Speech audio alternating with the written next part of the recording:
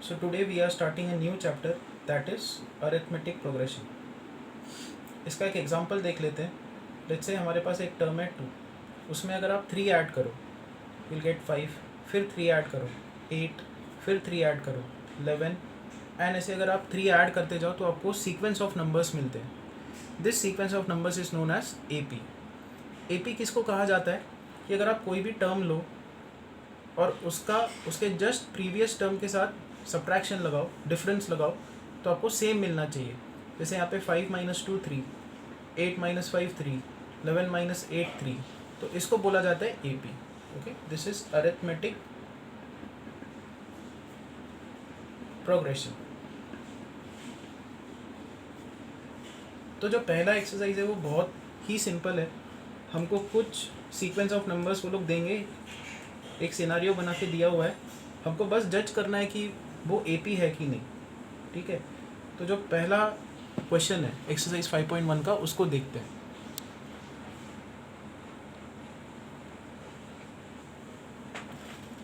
तो देखो इन्होंने क्या दिया हुआ है.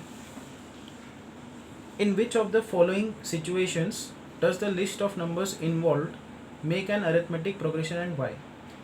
The taxi fare after each kilometre when the fare is ₹15 for the first kilometer and ₹8 for each additional kilometer. तो उन्होंने बोला है टैक्सी फेयर जो बनेगा कस्टमर का वो AP है कि नहीं, ये हमको बताना है. तो सिचुएशन क्या है कि फर्स्ट किलोमीटर के लिए ₹15 लगने वाला है, फिर सब्सिक्वेंट हर किलोमीटर के लिए ₹8 लगने वाले हैं. सो दिस इज फर्स्ट किलोमीटर, ये एक और किलोमीटर, ये एक और किलोमीटर, तो एक एक किलोमीटर ऐसे ट्रैवल होते जा रहा है. ठीक है, टैक्सी फेयर जो है वो कितना लगेगा वो देखते हैं. तो जैसे ही 1 किलोमीटर ट्रैवल हुआ, किसी ने अगर मान लो 1 किलोमीटर ट्रैवल किया तो उसको ₹15 लगेंगे. फिर किसी ने 2 किलोमीटर ट्रैवल किया तो उसको 15 + 8 इतना रुपीस लगेगा. किसी ने 3 किलोमीटर ट्रैवल किया तो उसको कितना फेयर लगेगा, 15 + 8 + 8 इतना रुपीस लग जाएगा.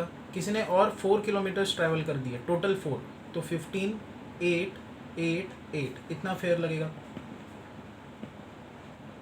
तो अगर आप ये नंबर्स कैलकुलेट करके देखो, ये नंबर्स अगर आप कैलकुलेट करके देखो फॉर द फर्स्ट किलोमीटर, और if a customer just travels 1 kilometre he'll have to pay 15 rupees. अगर किसी कस्टमर ने 2 किलोमीटर ट्रैवल किया तो उसको 15 + 8 रुपीज़ लगेगा. किसी ने 3 किलोमीटर्स ट्रैवल किया उसको 15 + 8 + 8, 4 किलोमीटर्स ट्रैवल किया तो 15 + 8 + 8, और एक और 8, 4 किलोमीटर्स ना, तो फर्स्ट का 15, फिर अगले किलोमीटर का 8 8 8, तो ऐसा फेयर लगने वाला है. तो अगर आप ये नंबर्स को लिखो, पहला है 15, फिर है 15 + 8 दैट इज़ 23, 15 + 8 + 8 31, फिर 15 + 8 + 8 + 8 दैट इज़ 39. अगर आप इनकी डिफरेंस देखो, 23 - 15 is 8, 31 - 23 is 8, 39 - 31 is 8. Difference is common. This is the characteristic of AP. So in this situation the given sequence of numbers they form, या taxi fare forms an AP. Question number 2 पे आते हैं. The amount of air present in a cylinder when a vacuum pump removes 1/4 of the air remaining in the cylinder at a time. तो इस question का meaning क्या है. अगर एक सिलेंडर में कुछ वॉल्यूम ऑफ एयर प्रेजेंट है तो वैक्यूम पंप क्या कर रहा है, उसमें से 1/4 निकाल दे रहा है. 1/4 of the volume of air present it removes, and ऐसा सब्सिक्वेंट इंस्टेंट पे होते जा रहा है. तो जो amount of air remaining in the cylinder, amount of air present in the cylinder, ये जो है ये AP फॉर्म करेगा कि नहीं, ये हमको बताना है. तो देखते हैं इसको कैसे करना है. सो लेट्स से सिलेंडर का इनिशियली वॉल्यूम है V अमाउंट प्रेजेंट है. तो नेक्स्ट इंस्टेंट पे क्या होगा, इस V में से इसका 1/4 निकाल दिया जाएगा. नेक्स्ट इंस्टेंट में क्या होगा, V में से ये जो वॉल्यूम प्रेजेंट है इसमें से अब हम लोग एक एक स्टेप जाके सॉल्व करते हैं. तो पहले इनिशियली V वॉल्यूम प्रेजेंट था सिलेंडर के अंदर, उसका 1/4 हमको V में से रिमूव करना है। तो अब कितना बचेगा यहाँ पे सेकेंड इंस्टेंट में, मतलब एक इंस्टेंट निकलने के बाद अब इसमें इतना वॉल्यूम बचा हुआ होगा। सो 4 1 ज़ा 4, 4 - 1 इज़ 3, सो 3V/4 इतना वॉल्यूम उसमें होगा। नेक्स्ट इंस्टेंट पे क्या होगा, ये जो वॉल्यूम है 3/4V, उसमें से भी 1/4 हटा दो, इसी का 1/4 हटा दो, तो 3/4V माइनस 3/16V, इधर 4 और इधर 4 से मल्टीप्लाई करेंगे तो ये आएगा 12V माइनस 3V/16, तो ये आएगा 9V/16। तो जो भी नंबर्स निकल के आ रहे हैं उनको मैं सर्कल करके लिखता हूँ। तो फर्स्ट इंस्टेंट में इतना था, मतलब इनिशियली इतना था, एक इंस्टेंट निकल गया तो उसमें इतना वॉल्यूम बचा, फिर एक इंस्टेंट निकल गया अब उसमें इतना है। नेक्स्ट इंस्टेंट में कितना होगा, इस सिलेंडर के अंदर एयर कितना प्रेजेंट होगा, 9V/16 माइनस 1/4 ऑफ 9V/16, तो ये आएगा 9V/16 माइनस 9/64V। डिनोमिनेटर में 64 है, यहाँ पे 16 है, ऊपर और नीचे 4 से मल्टीप्लाई करेंगे तो यहाँ पे आएगा 36V माइनस 9V/64। तो इसका सब्ट्रैक्शन कितना आएगा, 36 minus 9 that is 27V/64। This is the amount of air present after how many instants. First instant के बाद इतना एयर प्रेजेंट है, सेकेंड इंस्टेंट के बाद इतना एयर प्रेजेंट है, थर्ड इंस्टेंट के बाद इतना एयर प्रेजेंट है। तो हम लोग एयर प्रेजेंट जो है उसको अगर हम लोग लिखें तो सीक्वेंस क्या बनेगा, V 3V/4 9V/16 27V/64। ये अमाउंट ऑफ एयर प्रेजेंट का सीक्वेंस बन रहा है। अब second term minus first term करेंगे तो 3/4V माइनस V, ये कितना आएगा, 3 - 4/4 इंटू V, तो ये आएगा -1/4 difference. Second term minus first term ये आ रहा है। अभी third term minus second term करेंगे, 9V/16 माइनस 3V/4, ऊपर और नीचे 4 से मल्टीप्लाई करेंगे तो ये आएगा 9V/16 माइनस 12V/16, इसका सब्ट्रैक्शन आएगा माइनस 3V/16। तो हमने second term minus first term किया तो ये आ रहा है, थर्ड माइनस सेकेंड कर रहे हैं तो ये आ रहा है। देखो डिफरेंस कॉमन नहीं है, there is no common difference, so this is not an AP। Amount of air present is not an AP। Next है third, the cost of digging a well after every metre of digging when it cost rupees 150 for the first meter and rises by rupees 50 for each subsequent meter। देखते हैं ये क्या दिया हुआ है। तो उन्होंने ये दिया है कि फर्स्ट मीटर डिग करने के लिए 150 रुपीज़ लगने वाले हैं, फिर अगला मीटर जब डिग होगा तो जो उसका कॉस्ट है वो 50 रुपीज़ से बढ़ जाएगा, cost of digging will become 150 + 50। फिर जब अगला मीटर डिग होगा तो उसका जो कॉस्ट ऑफ डिगिंग है वो होगा 150 + 50 + 50, मतलब पिछले कॉस्ट में 50 रुपीज़ और ऐड होगा। उन्होंने ये दिया है the cost of digging a well after every metre of digging, ये हमको निकालना है। हर मीटर डिग करने के बाद जो कॉस्ट बन रही है वो AP है कि नहीं ये हमको बतानी है। When it cost rupees 150 for the first metre, rises by rupees 50 for each subsequent metre. Okay, तो अगला मीटर जब डिग होगा तो कितना कॉस्ट लग जाएगा, 150 + 50 + 50 + 50। तो एक बार इन नंबर्स को लिखते हैं कि ये जो सीक्वेंस है वो क्या बन रहा है। तो पहले मीटर को डिग करने के बाद 150 रुपीज़ लगे, सेकेंड मीटर डिग करने के बाद 200 रुपीज़ लगे, थर्ड मीटर डिग करने पे कितना कॉस्ट लग गया, 150 + 50 + 50 दैट इज़ 250। फिर कॉस्ट लगने वाला है 300, क्योंकि अगर आप इन सबको ऐड करो दैट इज़ 300। तो ये जो सीक्वेंस यहाँ पे फॉर्म हो रहा है ये क्या है, ये AP है, अरिथमेटिक प्रोग्रेशन है, क्योंकि 200 - 150 इज़ 50, ये माइनस ये अगेन 50, ये माइनस ये 50, so the difference is common amongst this sequence of numbers, this is an AP। अब आते हैं क्वेश्चन नंबर 4 पे। The amount of money in the account every year when rupees 10,000 is deposited at compound interest at 8% per annum. compound interest की यहाँ पे बात हो रही है at the rate of 8% per annum. Okay तो इनिशियली डिपॉजिट किया है 10,000 रुपीज़, एक साल हो गया, 1 ईयर. अब बैंक अकाउंट में कितना पैसा होगा? 10,000 प्लस 8% ऑफ 10,000. 8% मतलब 8/100 इंटू 10,000. इतना पैसा उस बैंक अकाउंट में होगा.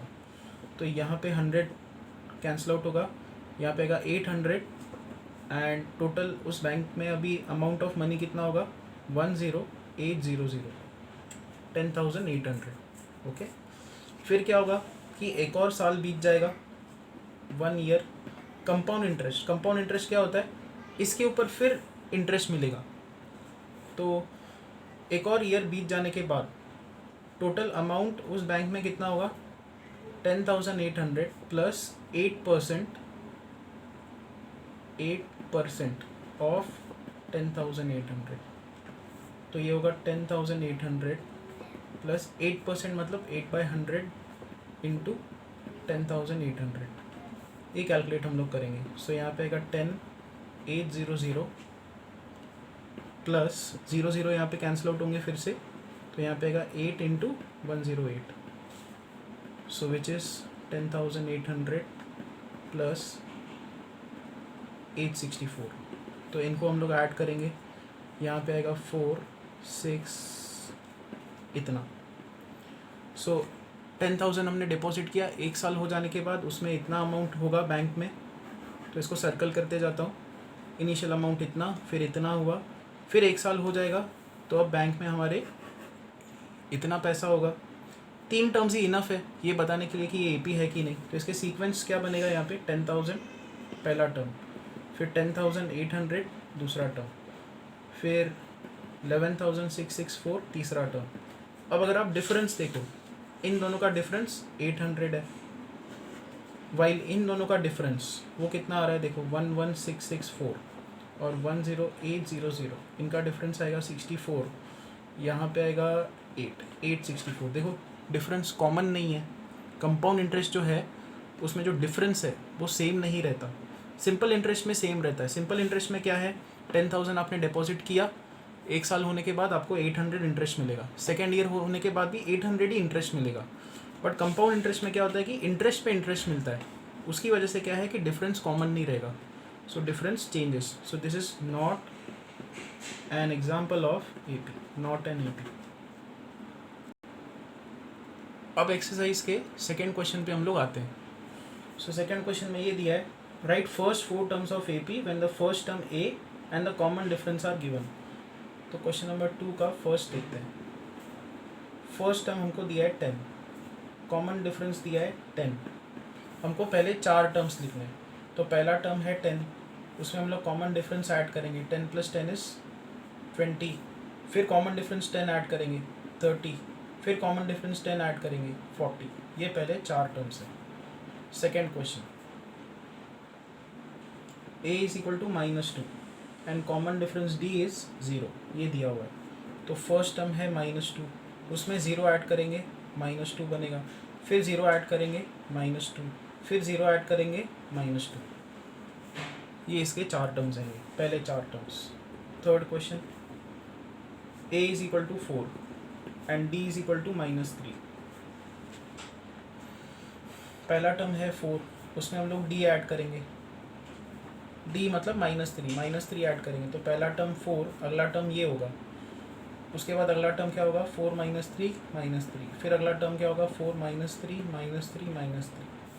तो इस AP का टर्म्स क्या बनेगा? 4, उसके बाद 1, उसके बाद आएगा -2, उसके बाद आएगा -8. यहाँ पे 4 - 3 इज़ 1, 1 - 3 इज़ -2, -5. ये टर्म्स बनेंगे. बस आपको करना क्या है? पहला टर्म लिखना है और कॉमन डिफरेंस ऐड करते जाना है. तो ये इसके सीक्वेंस ऑफ टर्म्स बनेंगे. Fourth question, a is equal to -1, d is equal to half. तो पहला टर्म है -1, अगला टर्म क्या होगा -1 प्लस हाफ, अगला टर्म क्या होगा -1 प्लस हाफ, अगला टर्म होगा -1 plus half plus half plus half, half add करते जाओ तो यहाँ पे आएगा -1, ये आएगा minus half plus half is 1, 1 minus 1 is 0। उसके बाद यहाँ पे देखो half plus half is 1, 1 minus 1 is 0, तो ये पूरा टर्म 0 बचा यहाँ पे हाफ, ये इसका आंसर। नेक्स्ट इज फिफ्थ में दिया है first term is -1.25, common difference D is -0.25। तो अब इसके टर्म्स लिखते हैं। पहला टर्म है -1.25, अगला टर्म क्या होगा -1.25 -0.25, डी ऐड करते जाना है। अगला टर्म होगा -1.25 -0.25 -0.25, और फिर अगला टर्म होगा -1.25 -0.25 -0.25 एंड -0.25। डी आपको हर सब्सिक्वेंट टर्म में ऐड करते जाना है। तो अगर आप इसका आंसर देखो क्या आंसर आएगा इसका, तो पहला टर्म तो यही है -1.25, अगला टर्म सी दोनों टर्म्स नेगेटिव है तो आंसर तो नेगेटिव ही आएगा, बट ये दोनों ऐड हो जाएंगे, मैग्नीट्यूड वाइज आपको इन दोनों को ऐड करना है। तो 0.25 0.5 बनेगा, तो 1.5 ये अगला टर्म। इन दोनों का सम -1.5 ये ऑलरेडी हमने निकाला, उसमें -0.25 ऐड करोगे तो ये होगा -1.75। सिमिलरली अगर आप ये ऐड करोगे तो ये होगा -2। ये इसके पहले 4 टर्म्स। अब आते हैं क्वेश्चन नंबर 3 पे। हमको कुछ सीक्वेंस दिया हुआ है, एपीज दिए हुए हैं, हमको उसका first term and common difference लिखना है। तो इसका फर्स्ट टर्म है 3 एंड कॉमन डिफरेंस है 1 - 3, second term minus first term which is -2। Second question -5 -1 3 7, first term है -5 एंड कॉमन डिफरेंस है -1 minus -5 which is -1 + 5 which is 4। Third question 1/3 5/3 9/3 and so on. इसका first term है 1/3 and common difference है second term minus first term, 5/3 - 1/3, 5 - 1 is 4, 4/3। Next fourth 0.6 1.7 2.8 3.9 and so on. तो first term है 0.6 and common difference है 1.7 minus 0.6 which is 1.1।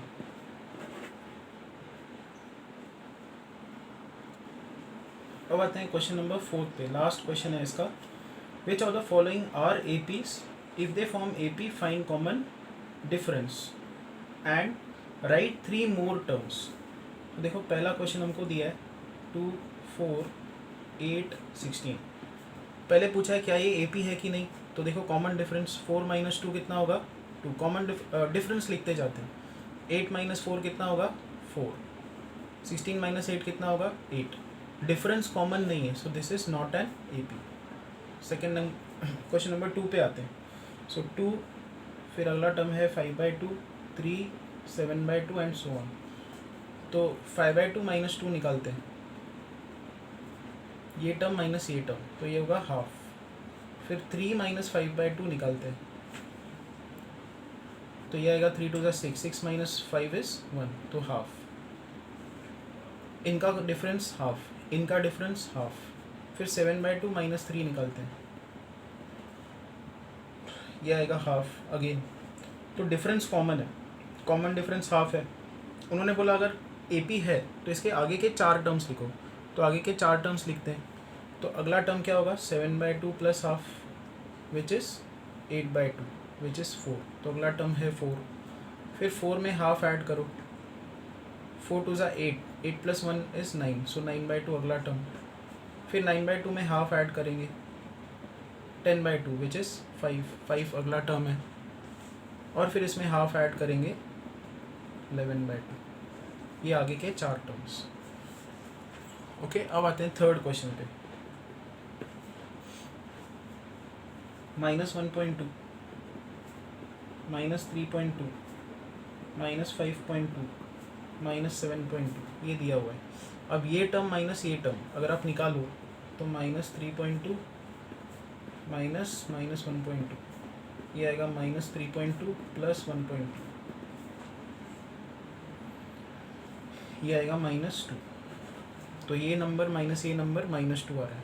Similarly ये number minus ये number करके देखोगे -2 आता है, ये माइनस ये -2 आता है, तो डिफरेंस कॉमन है। ठीक है, तो मतलब ये AP है। अब इसके आगे के 4 टर्म्स लिखते हैं। कॉमन डिफरेंस -2 है, तो अगर आप इसमें -2 करोगे तो अगला नंबर क्या होगा, -9.2। इसमें फिर -2 करोगे तो -11.2, फिर -2 करोगे तो -13.2, -15.2, ये आगे के 4 टर्म्स। ये सेकेंड क्वेश्चन हो गया। अब आते हैं थर्ड क्वेश्चन पे।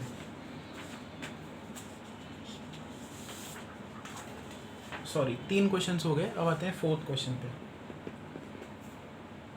-10, -6, -2 and 2 so on. Common difference देखते हैं। कॉमन डिफरेंस भी नहीं, डिफरेंस। तो -6 minus -10, this is -6 plus 10 which is 4। उसके बाद -2 minus -6 which is -2 plus 6 which is again 4।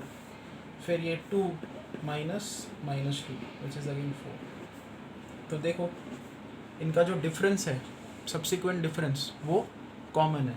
So this is an AP, ये AP है। और कॉमन डिफरेंस 4 है, तो 4 ऐड करते जाओ, आगे के 4 टर्म्स निकलते हैं।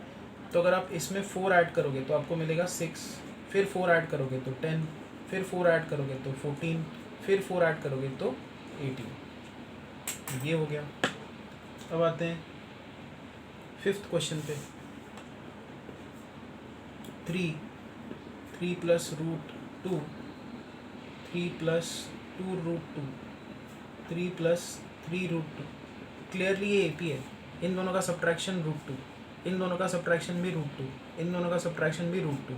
और आगे के 4 टर्म्स क्या होंगे, 3 plus 4√2, 3 plus 5√2, 3 plus 6√2 and 3 plus 7√2। ठीक है, ये हो गया फिफ्थ। सिक्स्थ आप ट्राई करके देखना, सेवेंथ, अगेन एट्थ मैं कर देता हूँ। क्वेश्चन नंबर 8 -½ दिया है, फिर -½ दिया है, फिर -½ दिया है, फिर -½ दिया है and so on.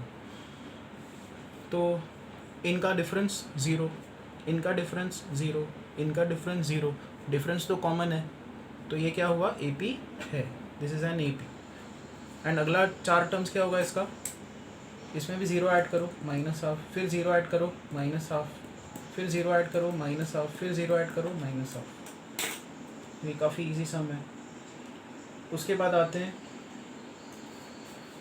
11th question पे। First term is A, then it is A² A³ A⁴। अब अगर आप इन दोनों का सब्ट्रैक्शन लगाओ तो A² माइनस A आएगा, फिर इन दोनों का सब्ट्रैक्शन लगाओ, A³ माइनस A² आएगा, इन दोनों का सब्ट्रैक्शन A⁴ माइनस A³ आएगा। तो जो डिफरेंस है, सब्सिक्वेंट डिफरेंस, यह है A into A minus 1, A² into A minus 1, A³ into A minus 1। Common नहीं है, बिकॉज कॉमन डिफरेंस नहीं है, this is not an AP। अब आते हैं 13th क्वेश्चन पे। √3, √6, √9, √12 ऐसे टर्म्स हमको दिए। तो √3 इरेशनल टर्म, √6 इरेशनल टर्म, √9 तो 3 होगा, जहाँ जहाँ पे सिंप्लीफिकेशन पॉसिबल है उसको सिंप्लीफाई करते हैं। और फिर √12 को क्या लिखा जा सकता है, √4 इंटू 3 ऐसा, विच इज़ 2√3। अगर आप इनका डिफरेंस निकाल के देखो, इन दोनों का सब्ट्रैक्शन कुछ नहीं, इतना ही आएगा, ऐसा टर्म आ रहा है। इन दोनों का सब्ट्रैक्शन 3 माइनस √6, इन दोनों का सब्ट्रैक्शन 2√3 माइनस 3। कॉमन नहीं है, देखो difference is not common, so this is not an AP। तो आगे के जो बचे हुए सम्स है इस एक्सरसाइज के वो आप इजीली कर सकते हो। Thank you.